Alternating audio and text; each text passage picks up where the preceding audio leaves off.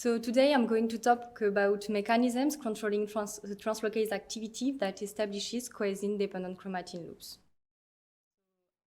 As you know, the genome is not randomly organized, it's organized in multi-scale level. Chromosomes are organized in territories, and these territories are themselves organized in compartments and in topologically associating domains. And these domains are formed by multiple chromatin loops.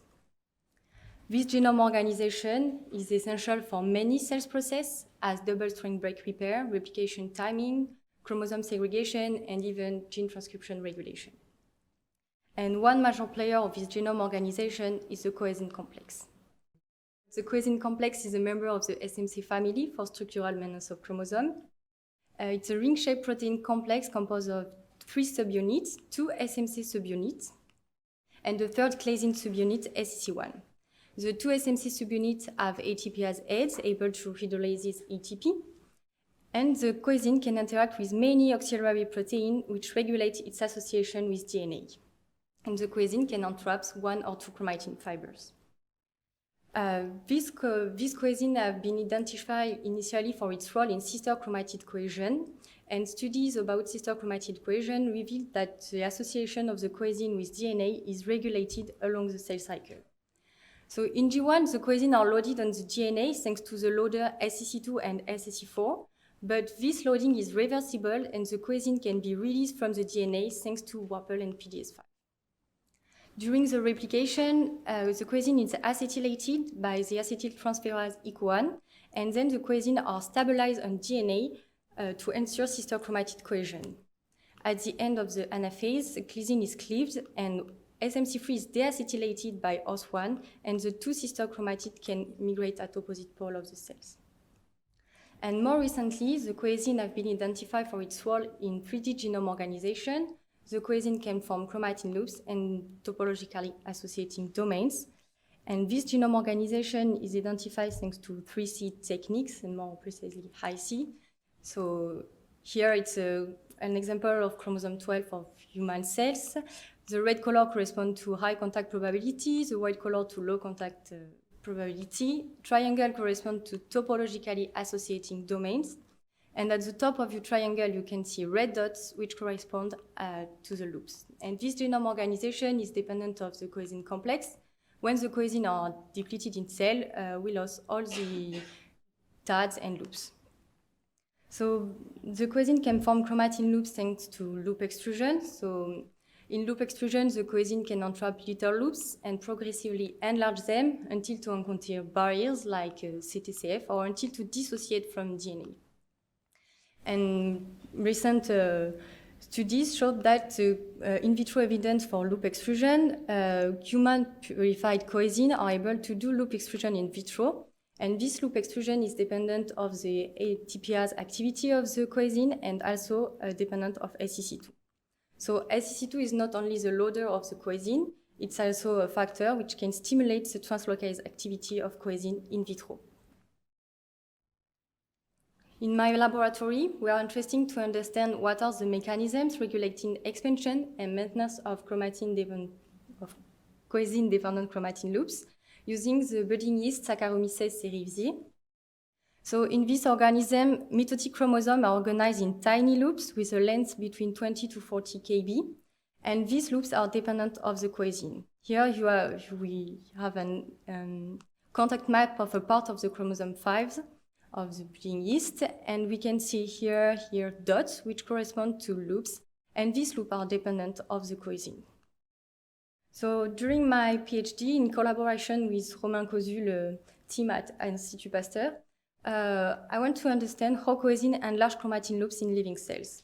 So we ask if SEC2 is also the main factor for the expansion of intrachromosomal contact and loops in living cells. So to do that, we use genetic approach. So PDS5 is known to inhibit loop expansions.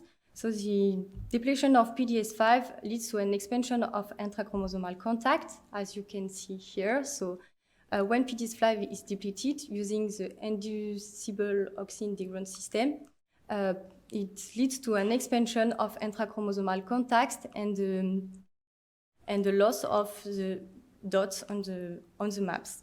So if this expansion is dependent of SEC2, when we use a mutant of SEC2, we shouldn't have the expansion in absence of PDS5. So to test this, we synchronize our cells using nocodazole. We arrested them in G2M, and then we degrade PDS5 in a context where SEC2 is mutated. And what we obtain is that we haven't this expansion of intrachromosomal contact. When SEC2 is mutated, we have these dots, we keep the dots on the maps. To summarize our results, the contact probability curve shows that the absence of PDS5 increases the contact probability between loci, but we haven't this increase in context where SEC2 is mutated. And we partially keep the loops on the maps using a loop calling called chromocyte. So SEC2 seems also to be important for the expansion of intrachromosomal contact for stimulate translocase activity in living cells.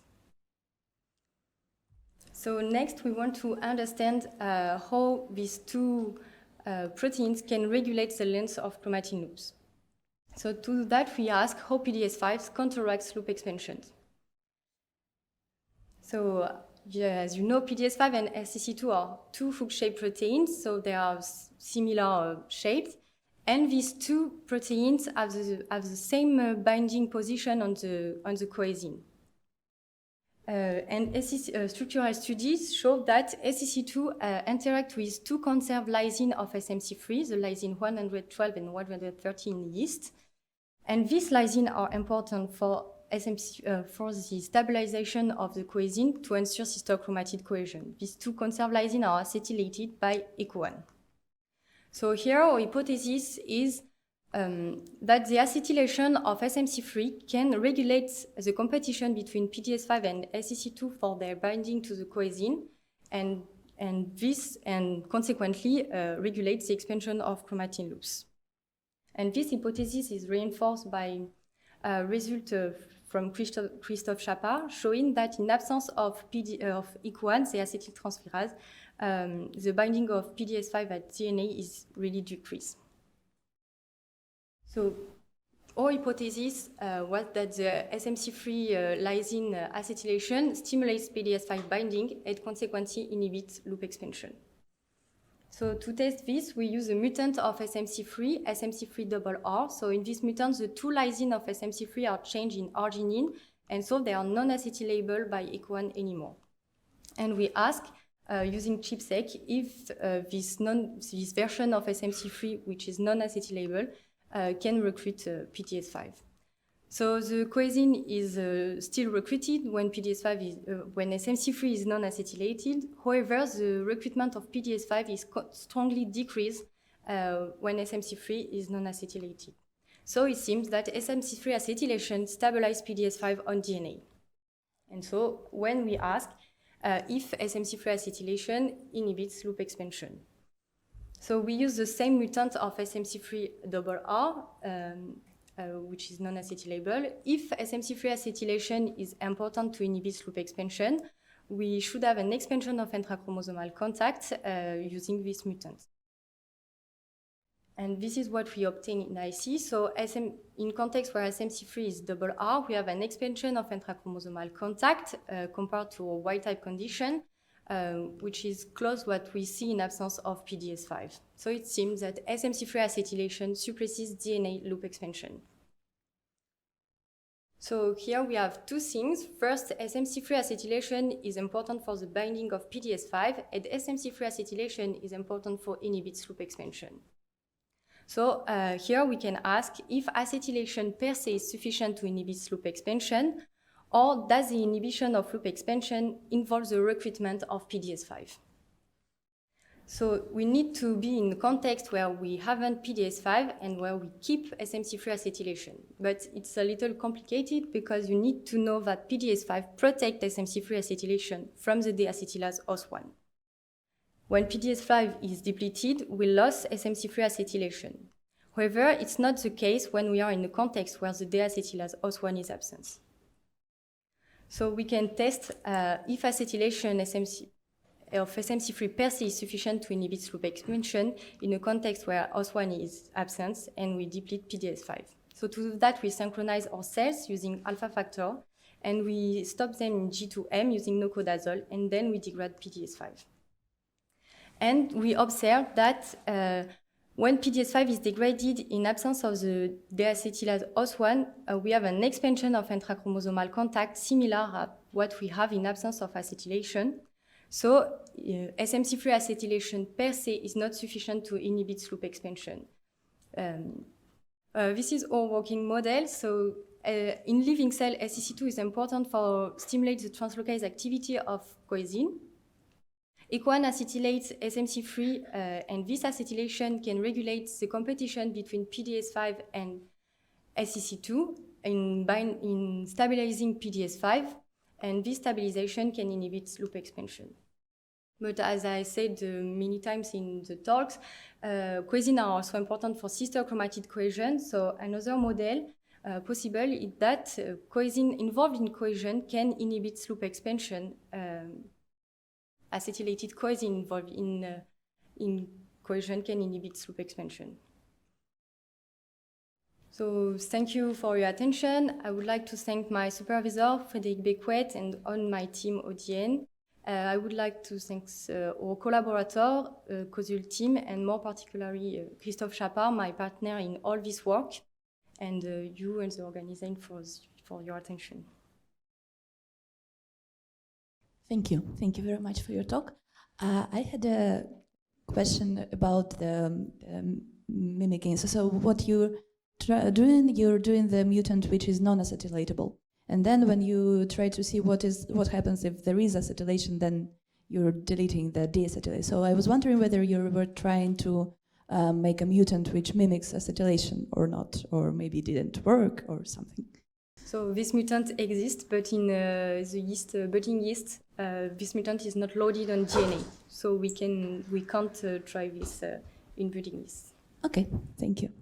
Thanks for the talk. So I have two questions. So you do see loops on your map. So do you know what's in, the base of the loops? Does it correspond to some specific elements, or do we know something about the genomics or whatever of this base? So in yeast there are no CTCF. So the loops are stopped at the region where the transcription is in convergent position. So cohesin are stopped at this point, but there are no CTCF or things like that at the basis of the loop. We think it's more dependent of PDS5 for the positioning of loops. And since you have synchronized cells, can you follow basically the dynamics of formation of these loops along G2? Or? So we try it actually to look at the formation of the loops in synchronized or cell and in depleted PDS5 and have this kind of experiment. Sorry. Cohesion, which you've suggested. Here you suggest cohesion or stabilization of cohesion by acetylation would inhibit loop extrusion. Yes. So what I am saying is that simply if you have your cohesins in cohesion, acetylated, doing something, it is different from the loop extrusion mechanism. It's going different way. Yeah. Okay? Just comment, it's not a question. Actually, can I translate this into a question?